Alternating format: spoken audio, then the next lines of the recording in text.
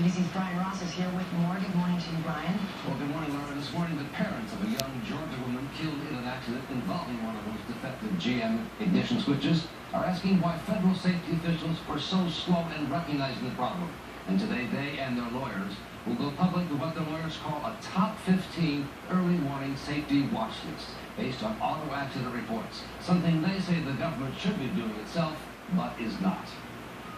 It was only after a fatal accident involving this Chevy Cobalt that it became known that this car and millions of other GM vehicles had a defective ignition switch that would cut off the power steering, to the outrage of the parents of Brooke Melton, a pediatric nurse who died in the crash. Makes me livid.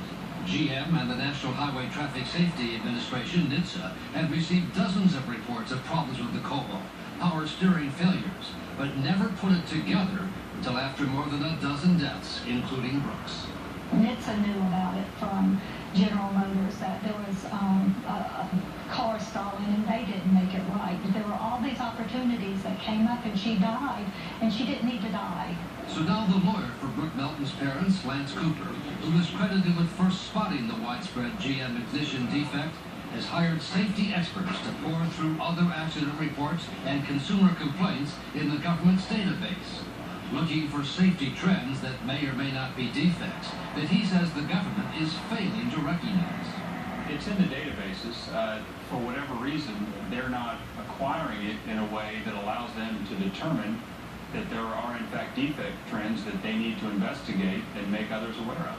Number one on their top 15 safety watch list is reported steering problems with the 2012 Ford Focus, the country's best-selling car.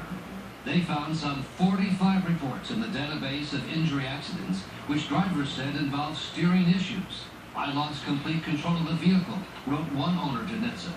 "I almost sideswiped cars in other lanes trying to maintain control," wrote another owner in Florida. "I held on for dear life trying to keep it in the lane," wrote an owner in Oregon. There is no current government investigation of the 2012 Ford Focus issues, but the safety experts who created the list say the number of complaints on steering issues involving the Focus are far greater than would be expected, even for a best-selling vehicle. We're not saying there is a defect with the Ford Focus. We're simply saying, look, this is a top trending problem. Someone needs to investigate this and see why. The parents of Brooke Melton say they hope this list will mean their daughter's death can help prevent others. The only way I know to overcome the pain and make the pain less is to do something positive like this and try to strive for doing something positive for someone else. Ford says it would move quickly if it thought the data indicated a safety recall was needed, but that it does not recognize the methodology used for this new top 15 list.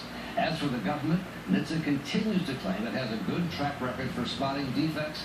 Despite the criticism, it has failed to do so again and again. Really scary. All right, Brian, thank you so much. And if you want to go to GoodMorningAmerica.com on Yahoo, we'll show you where to find the top 15 early warning watch list. All right, coming up here, their summer favorite smoothies. But are they really good for you? How many calories? Oh, you won't believe it.